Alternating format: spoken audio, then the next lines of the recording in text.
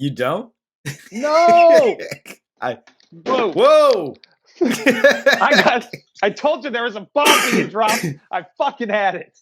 Your phone got super pissed.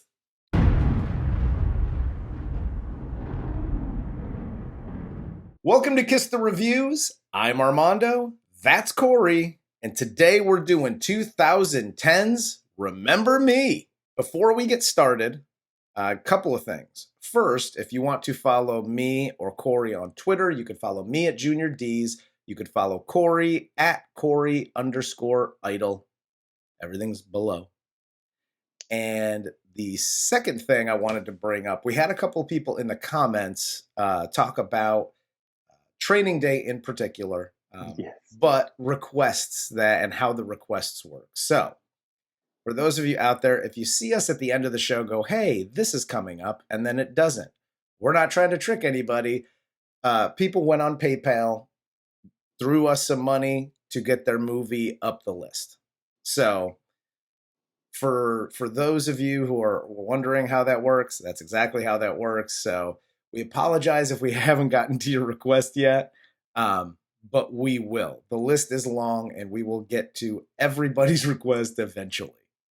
Yeah, when you think of Armando, think of Mr. Burns meets Vince McMahon. And I'm the nice guy that's like, we should throw guys, for free. Everybody needs something, and he's like, no, you're a socialist cunt, and we're doing it my way. Give me money. So here we are. Yeah. So everybody, out of the two of us, Corey's the nice one. Okay, let's get into this movie then. I don't appreciate your ruse, ma'am. So let's get into the cast of Remember Me before Corey tells any more lies. This film stars Robert Pattinson as Tyler Hawkins, Emilie De Ravin as Allie Craig, Christopher Cooper as Sergeant Neil Craig, Ruby Jerins as Carolyn Hawkins, Tate Ellington as Aiden Hall, and Pierce Brosnan as Charles Hawkins. I have to say this. One, the entire cast really did do a good job with the characters they were given.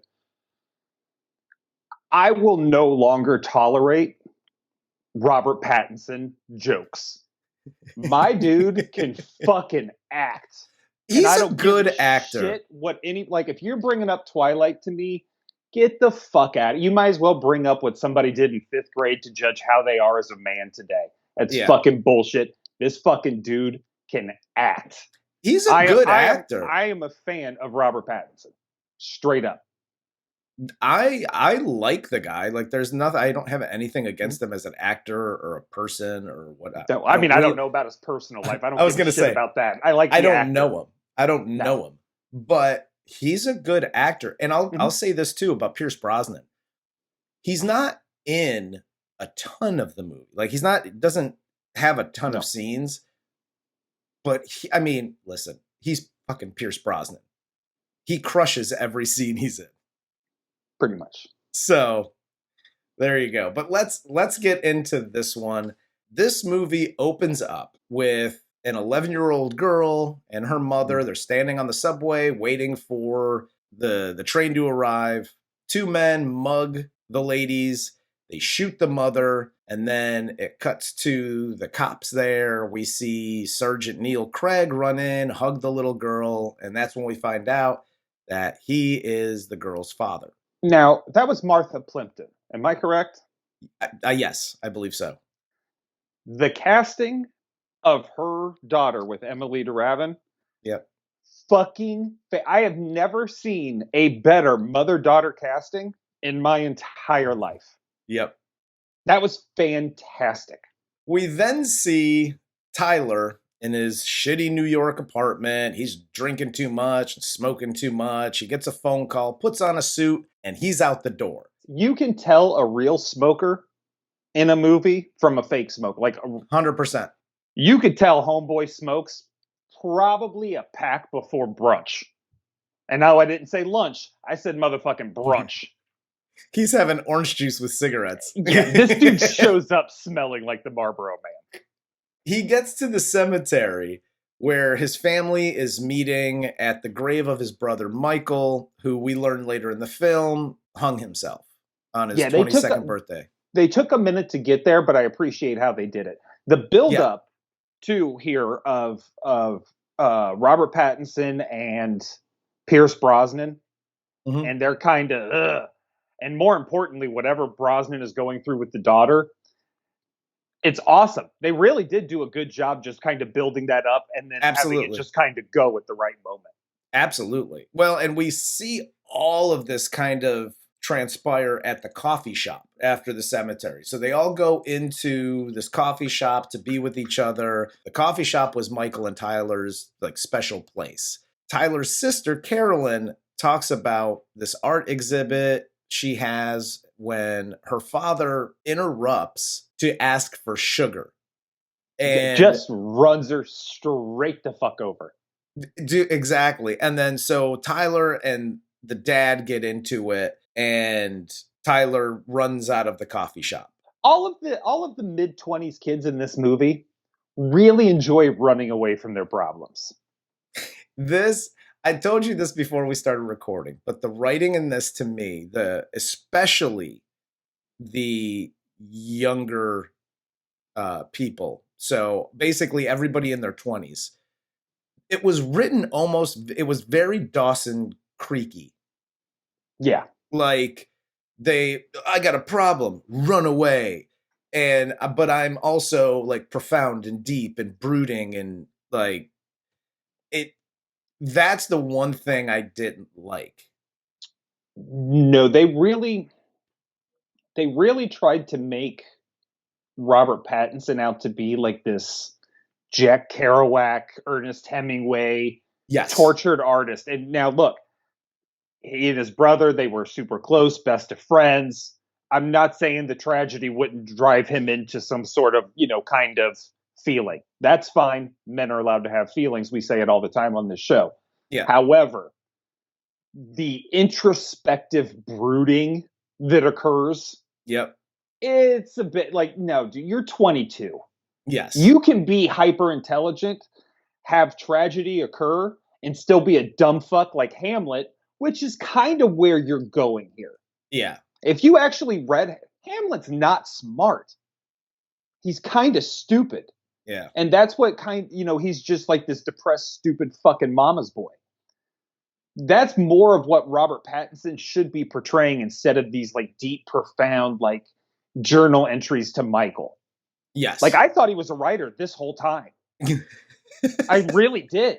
We then see Tyler's life of working at the bookstore / library, going to classes and hanging out with his roommate, Aiden. And Aiden is always trying to get Tyler to go out for drinks. And Tyler finally agrees. They go out for a few drinks at a local bar, meet some girls, and then Tyler decides to butt his nose into other people's business and try to break up a fight in an alley. He looked like, I see how he got the part for the Batman. Because fucking I Am Vengeance comes rolling into this fight like it ain't no thing. I will say this. This might be the most accurate piece of writing for a 22-year-old who has just left a bar and it maybe has a couple. Now, personally, there is 2 Corys when he was 22. Okay? There was Corey with a woman. I ain't getting involved in that fight. I got this. My night is set. Nothing is fuck. Unless that gets in my way, we're good. Yeah. See you boys tomorrow. Then there is Corey walking down the street alone, who totally goes the R-Pats. I think I'm motherfucking Batman and jumping into the middle of this shit. Because why not? I'm 22 and I don't have a woman on my arm, so let's go fuck some shit up. The cops come. The cops show up, right? Everything's broken up. Everybody's in cuffs. And the girls say, hey, these 2 guys were just trying to break everything up. Let them go. So they get let go. And then Robert Pattinson decides to smart mouth to the cop and this guy, and you fuckers don't know what you're doing. And aren't you supposed to care about the people, whatever the fuck? And he gets the shit beat out of him by Sergeant Craig here, who is Allie's dad. And this, I think, demonstrates very scarily the power of white women. because everyone is going to jail, and these two random white girls who were just there, yes, go, those two guys didn't have shit to do with it. And they go, all right, fuck it, let them go. Listen, officer, those two were with us. They were just trying to stop it. Leo, cut those two loose. Can you imagine Aiden, Mr. International House of Pussy, runs over and picks up a black girl at a bar, and the black girl's like, no, officer, these guys didn't have any. She'd be in cuffs too if she wasn't already, and blamed for the whole fucking fight because it's all white dudes. Yeah. I got to do a couple of don't do that's here. Robert Pattinson acts like a tourist here. Listen, shit's gonna go down. I've been to New York City plenty of times, and I've seen shit go down. Just walk. If there is a fight between grown people, just walk away. There is no reason for you to butt your nose into that shit. Here's the don't do that number 2. You haven't listened to my advice, and you've butted your nose in. You now find yourself in cuffs with your best friend and roommate. 2 white girls go, hey, they weren't involved. And the cops are like, you know what? You're right. No investigation. They weren't involved. Uncuff them. Hey, guys, thanks for your help. Go home, Batman. Don't do this. Don't start smart. Just paint yourself lucky and get the fuck out of there. Okay? Just go home. Yeah. And now you got a story to tell the next day. Instead, he smarts off, gets his ass kicked, gets thrown in the clink with his roommate. So now your roommate's involved in this too. So it's not just you that you don't care about. It's your roommate too. You're getting involved in this whole thing, which your roommate knows your dad's an asshole, but he still says, I'm calling his dad because this rich motherfucker's going to get us out of jail, which he does. Exactly. We then see Sergeant Craig and his daughter Allie at home, and she goes to NYU and is apparently in one of Tyler's classes. Tyler's roommate, Aiden, sees Sergeant Craig dropping Allie off at school and comes up with this revenge plan for Tyler to bang the cop's daughter who beat him up. Steal her panties and sell them on eBay or post them on our high school's homepage. I don't know. Just be creative. Hi, friends. Don't do this. Don't go, hey, there's his daughter. Hey, guy, you should go fuck her and then dump her because that'll teach him to not mess with 22-year-old white guys. This is the worst plan I have ever seen or heard in my life. Hi, writers. Uncle Corey here. The whole bet, go out with her for these ulterior purposes kind of thing, dangerous liaisons, fucking she's all that, fucking da-da-da-da-da-da, it's fucking been done. I swear to fucking God. Can one of you cocksuckers be original? Just once. Just once. And I'm not even necessarily talking to writers. This is more for you Hollywood executives. For the love of fucking God, you don't have to greenlight every copycat that comes fucking along. You were right. Just immediately I'm turned off because I know, you know where the big twist is going to be. Oh my God, somehow she finds out. Yeah. Whether it's his guilty conscience, fucking Aiden lets it slip while he's drinking, Detective Dad, who goes way outside of the bounds, tells her, you know what's going to fucking happen here. And it drains the energy and attention from the I was hooked. I was into this movie. And so the second we're like, oh, I double dog dare you to fuck the cop's daughter. Great. Yeah. Cool. Seen it.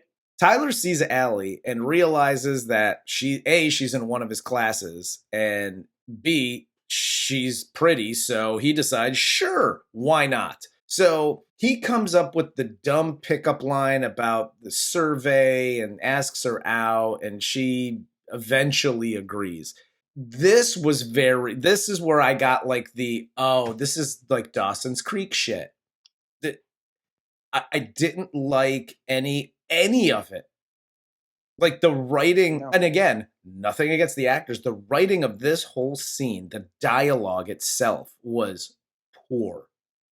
Yeah, first off, this has been in my fucking back of my too. You know when you get something back there and you just can't get it the fuck out? Yeah, I just ate a Butterfinger. Oh, that's it. It's assholic, not assaholic. Assaholic. Words matter, people. Assholic.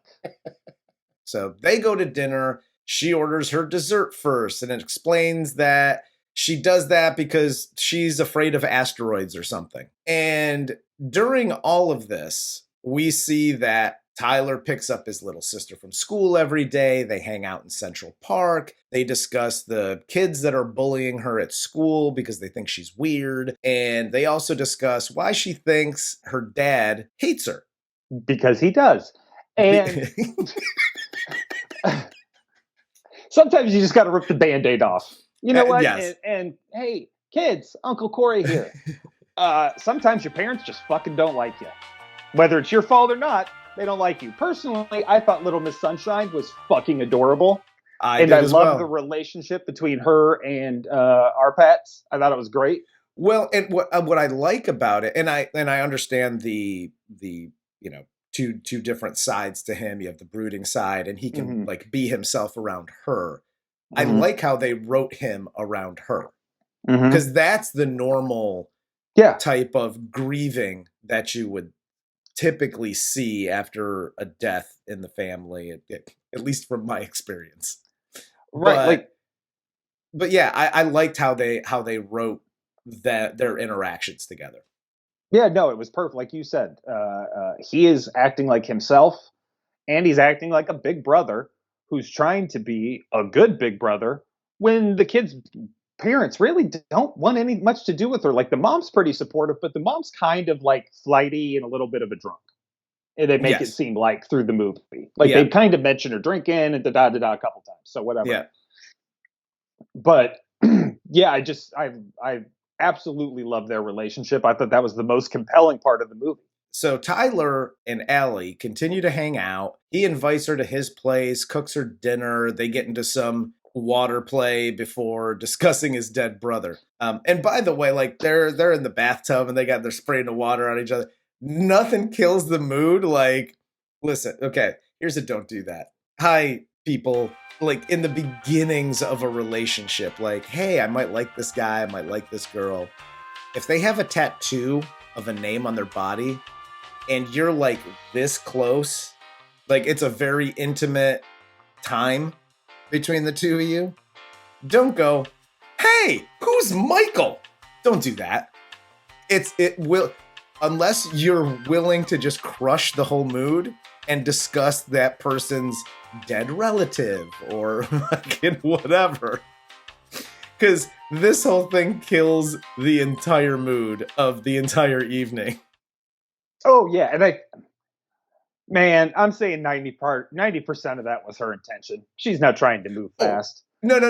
Absolutely. Not to mention, the only time we actually see them have sex is when it's like during intense emotional distress.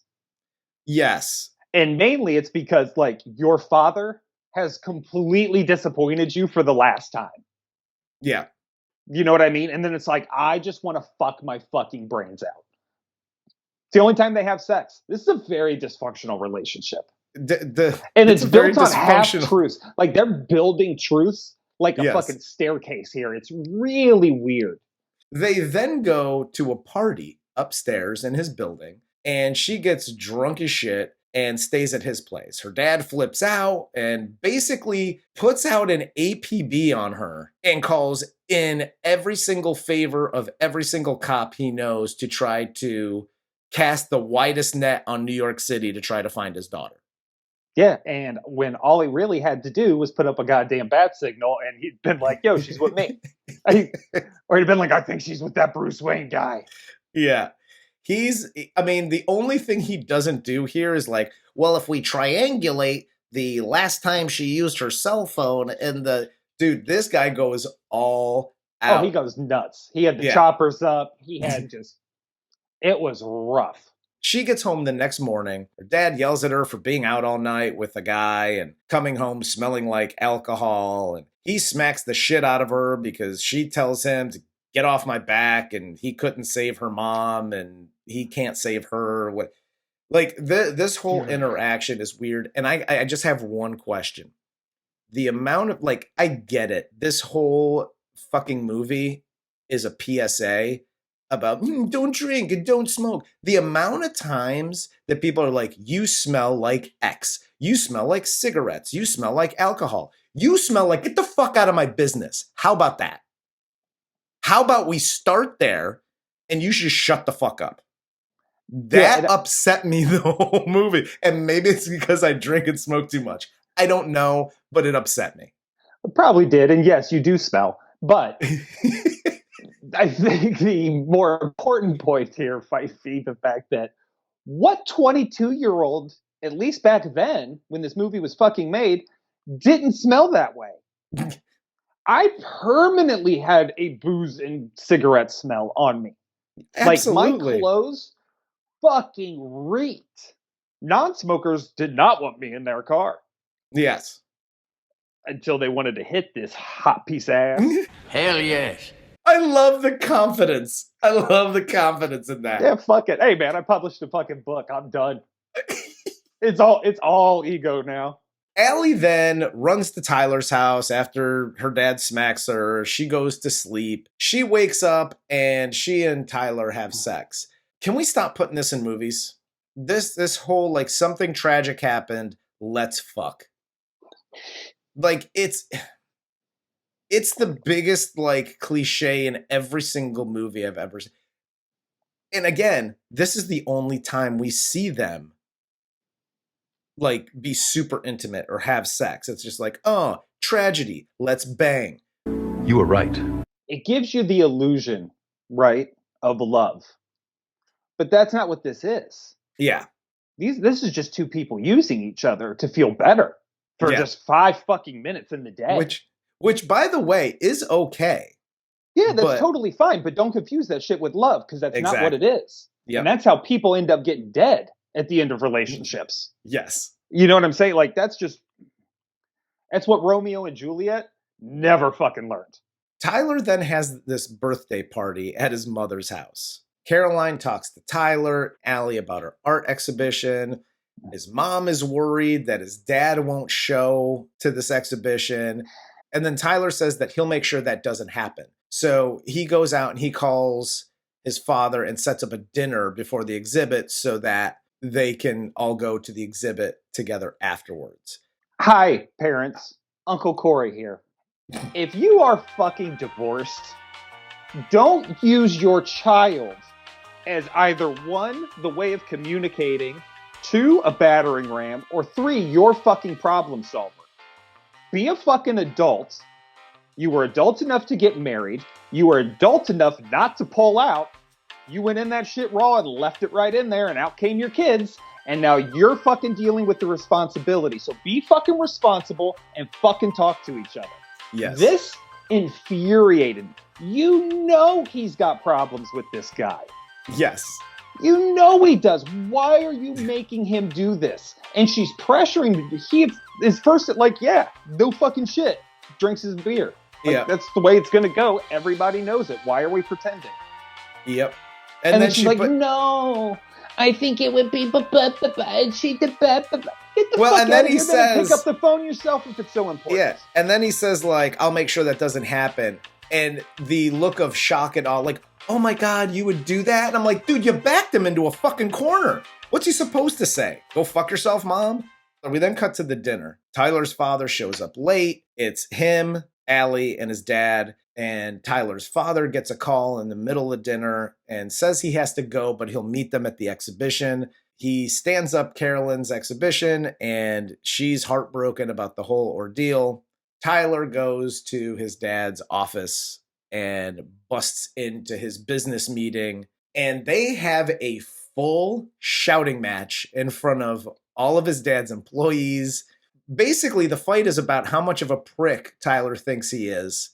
What Tyler says here about keep going the way you are and you're going to have your other 2 kids fucking kill themselves. I thought it was classic. And I also fantastic line. Horrible thing to say to a parent of a child of suicide. Yes. Horrible. Like, you cut. We'll get back from where we came to where we were. But in the back of my mind, as the dad, I'm gonna remember that horrible fucking thing you said. 100%. But I respected the line because he went full Armando in this scene. Like, there is no... Oh, he blacked out. Yeah. Yeah, there is no, like, little dig till it builds up. It's like, hey, nice shoes. And I'm like, hey, fucked your mother. Like, I skip steps in the fighting. Yeah. And our Pat does that here.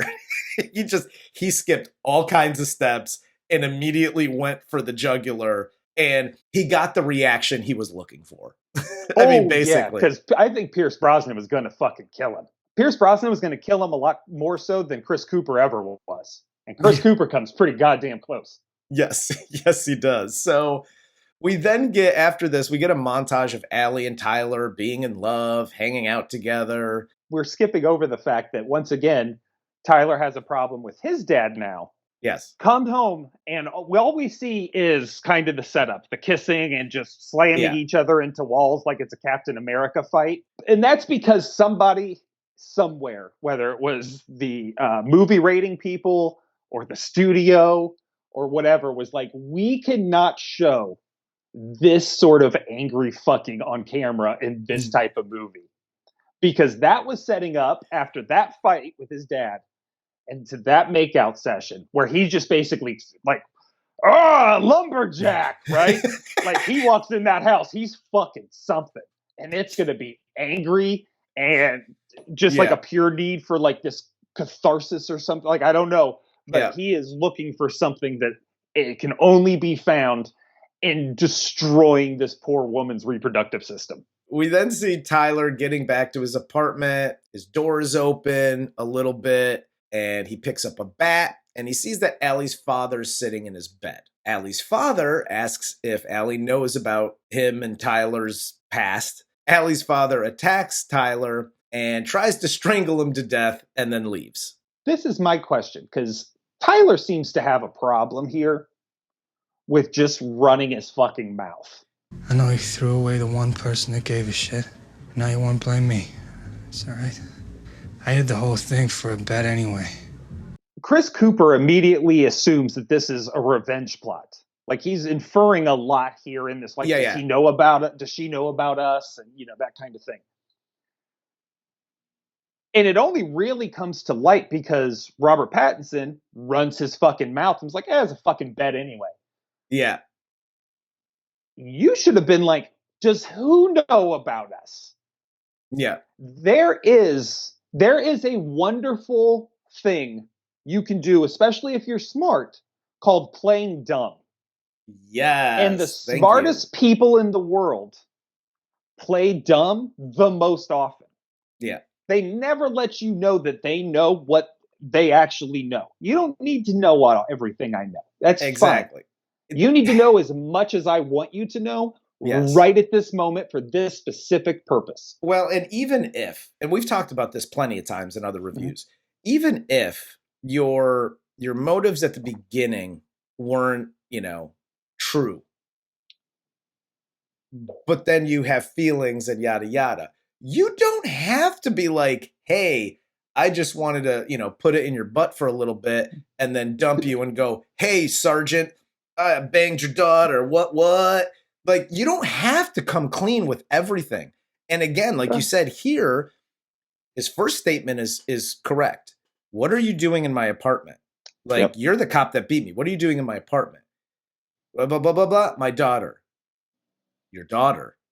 Allie's your daughter? Right, like, exactly. Immediately you start playing stupid to him. And then when you go tell Allie, because in the next scene, he tells Allie, and he was like, it was a bright sunny day. And Aiden was like, look at this chick. And there's the sergeant that beat us up. And you should go do some of this. And then we'll beat her in the head with a bat. And then we'll send her dad a letter with like Polaroids. And I'm like, whoa, bro, pump the brakes. you don't have to get all into that. Like, what the fuck? Okay, I get it. Honesty is the best policy. Sometimes. After, he explains everything to Allie, she breaks up with him, she leaves. Aiden goes to her house and, it's my fault and I'm the asshole and you should forgive Tyler, you could blame me, whatever. During this whole thing, Tyler takes Carolyn to a slumber party at like the Mean Girls who have been making fun of her this entire film. So she's afraid to go in, but she eventually does. We then cut and see Carolyn calling her mom, crying and begging to be picked up from the slumber party because at night, some of these bitch-ass girls decided, we're going to fucking shear off half of her hair. And Tyler's father comes to comfort Carolyn. And like the whole next scene is them comforting her. I got a couple of things here. First of all, Tyler, you already know these bitches have been bullying, I also get like try to make friends with them, but you're also a youngster, like, how that shit fucking goes.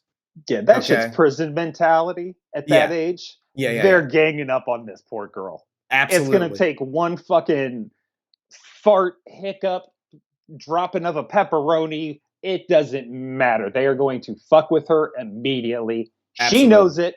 And this brings up a good PSA. Hi, parents. Uncle Corey here. Listen to your fucking kids. Yes.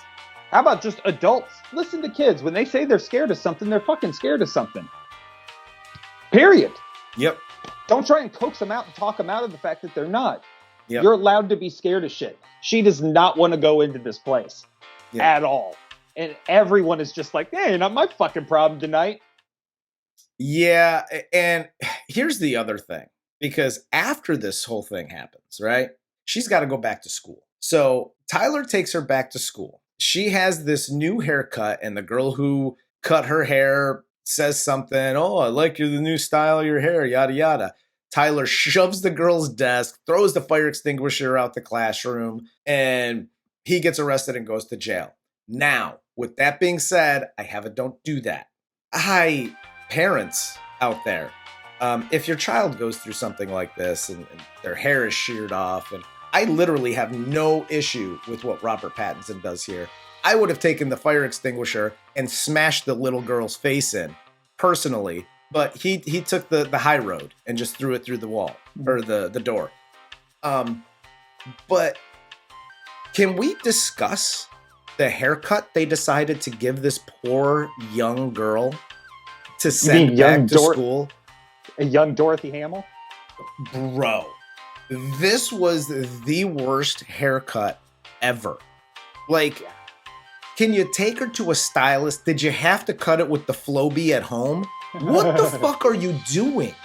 She looked like an old man with that haircut. Yeah, that did not work out well for her. No, they already cut her hair. They've already been bullying her. When they see this fucking botch job, what do you think they're going to say to her? Right? But nobody looked at it and went, that doesn't look good. Can we spin her through the chair again? Let's give this another once over.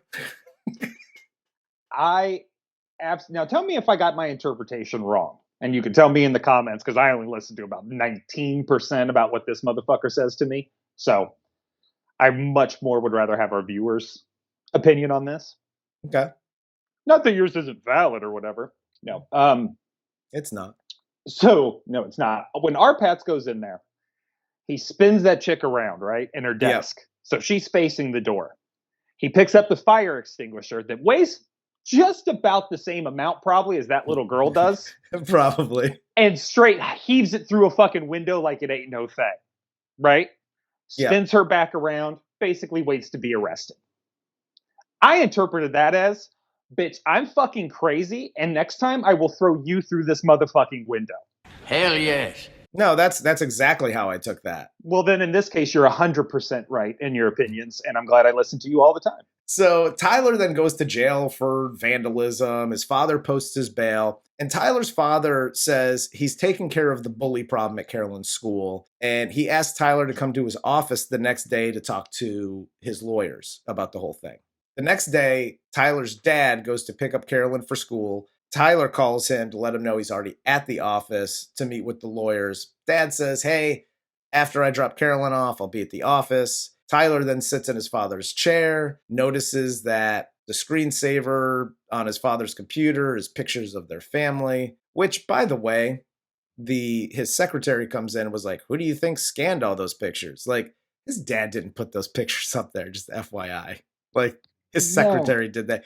Hey, yeah, I need like pictures of my family and I need people to think I'm a human, okay? Can you scan them and put them like that? That's how that whole thing went. We then cut to the teacher at Carolyn's school. She has the date on the blackboard, and then we see September 11th, 2001. And we also see Tyler getting up, looking out the window of his father's office. We see that Tyler is on one of the higher up floors of the Twin Towers. I don't know if the writer of this was affected by 9/11 or not. So I'm not, and I don't mean affected like I was in Georgia and watched it on TV. I mean like you literally were there or know someone personally who passed away. So if he was, I'm not saying this is for a fact. But when I personally see shit like this, that doesn't need to be there. It adds nothing to the story. It has no point, no purpose of it being 9/11. If you want to make an affair to remember, which is basically what this ending is supposed to be copying or paying homage to, fine. Have the fucking dickhead get hit by a taxi cab like every other fucking New Yorker. That's how that goes.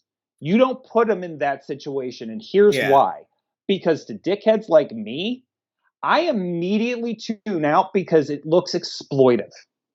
Now, I personally was not I was 900 miles away during 9/11 from New York, Pennsylvania, none of it. Wasn't even remotely close, wasn't even remotely affected, other than like everyone else emotionally seeing it happen. However, it is exploitive. Even if that is not your attempt, it seems that way. When it comes to, there's no reason to have it there. Here's the problem that I see with it, because I agree with you. Because throughout this whole movie, like, you're not M. Night Shyamalan, like, you're not trying to put this weird twist ending at the end, like, he's in the Twin Towers, oh my God. There is zero mention of the year, 10 years later, okay, fine. That's literally the only mention of, like, what year it is.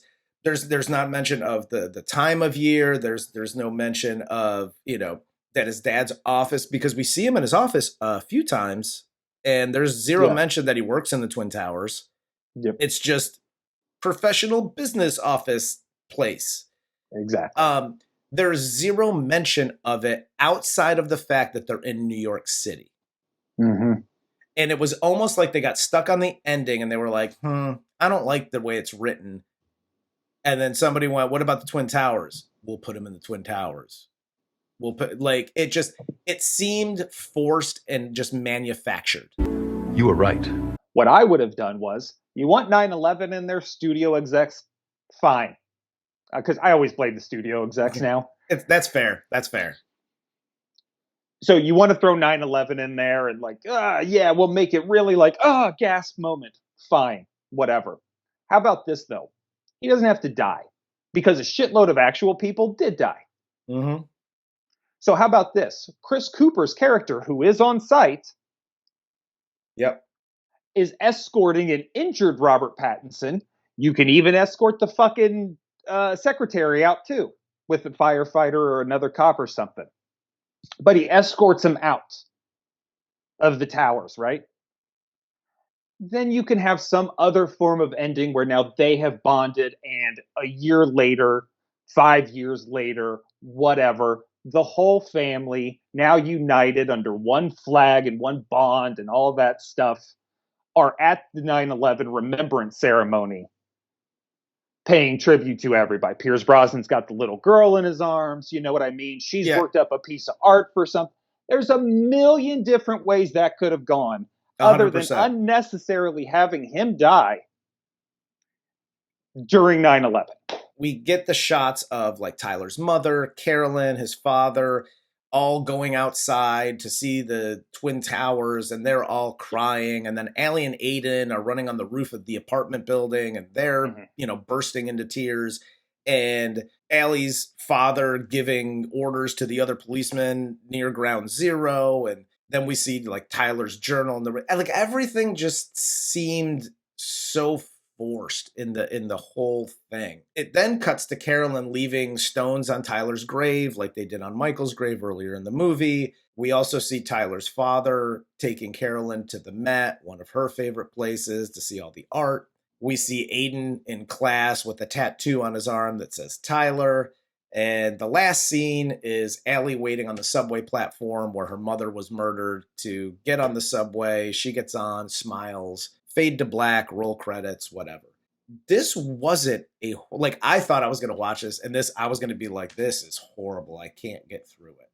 Yes. There was some of that. It was shot well. The actors did well. Like all the things that you like look at when you kind of take a critical look at a film, it was all great. I really had a problem with the writing. And again, you could blame the studio execs for the ending. There was a couple of like little things throughout, because I was initially bought in to the movie. Like I was like, okay, this isn't as bad as I remember it. Yeah. And then I started seeing like little things here and there. Like I would have rather this movie been about the like Robert Pattinson's relationship with his family versus like Allie, the roommate, the cop. Like none of that shit needed to be in here. Like I was more interested in his little sister, to be perfectly honest. That was more compelling of a story to me than all the other stuff. Yeah, like his relationships with the little sister, his relationship with his father, his relationship with his mother. I thought those were fantastic stories. Yeah. That were developing fantastic arcs. Yes. That just completely, like, this movie basically, like, unless you are really diving into the psychology of Emilie De Ravin getting on this subway train again, the basic ending is there's no hope. We're all fucked. Seriously, like, as soon as you work it out, a goddamn building is literally going to collapse on your fucking head. Yeah. Why? Hey, guys, why try? Yep. Go fuck yourself. That's what this movie should have been titled. Yeah. I despised, absolutely despised every fucking moment that was 9/11 on. And you said that there wasn't, and I know I blame the studio execs, and I'm actually going to rescind that, because if I do look back, thinking back through the movie, there are tells all the way through the movie. You hear George W. Bush giving a speech about stem cell research. You hear them talk about it being Labor Day. There's a lot of I guess things that they just kind of force. Again, I don't pay attention to that kind of thing. Why would you? You only run a fucking movie review show. But and this goes back to what I said at the beginning, where it's all foreshadowing. Yeah. Really, like, you're actually doing us a disservice, because all your movie is doing is setting up for a 9/11 reveal at the end. You were correct. It's fact. The whole ending just pissed me off, because I was invested. I was into this. I thought it was a good movie. I thought it was so much better than I remembered. Yeah. But the second they started dropping the foreshadowing, which was about 5 fucking minutes into the movie, about where it was going to end, who cares? Like, the guy's getting everything right in his life, and you drop a fucking building on him. Go fuck yourself. Yeah. No, I hear you, but that's all I got. What movies do we have coming up, sir? We got Secret of My Success, Beautiful Girls. Are you ready for this? These final four are kind of dope. Hit me. Howard the Duck, Short Circuit, Swingers, and the J.K. Simmons classic, which I know my drum major over here is going to have a lot to say about, Whiplash. It's going to be a fantastic next couple of months. And guys, Training Day, as Armando mentioned before, Training Day, it is our first freebie we're going to do when we get the opportunity. Yeah. But to be honest with you, and we have never, ever, ever set a dollar amount on this show for what you should send us to request a movie. It was just an easier way for us to weed through all of the requests that we were getting. The dollar amount has literally been so high with these movies being requested. One, thank you, and we appreciate it, and it means a lot that you think so highly of what we do. But two, I can't in good conscience add to the list a freebie right now. I just can't. If these were $1, $2 requests, fucking great. I'd have no problem doing it. And if you complain that much, here's your fucking $2 back. This, we're a capitalist. I'm taking that money and I'm giving them what they want. Yes. So sorry, but we will get to it. I promise. Absolutely. And to be honest, I can't wait till we get to it. So. No, yeah, fuck no. I love the movie, love the actors. Yeah. I mean, I'm getting to a point where I'm going to donate money just to see it. Just to review the movies we want to review. Exactly. So, all right. Well, with that said, for Corey, I'm Armando. This is Kiss the Reviews, and this was 2010's Remember Me.